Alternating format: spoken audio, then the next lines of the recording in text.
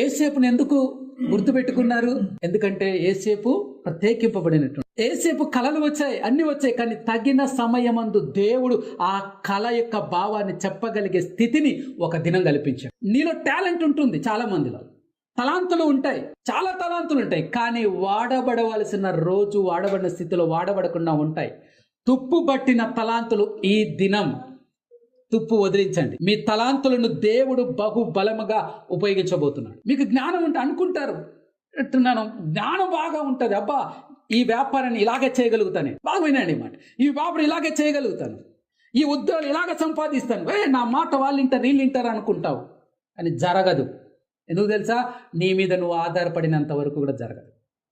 ఎప్పుడైతే నువ్వు ప్రభువా నేను కేవలం నీ ప్రయోజకమైన దాసుని, నీ కృప లేకపోతే నేను ఏమీ లేను ప్రభు అని చూడు, అయ్యా నా జ్ఞానం ఇవని చూడు, వెంటనే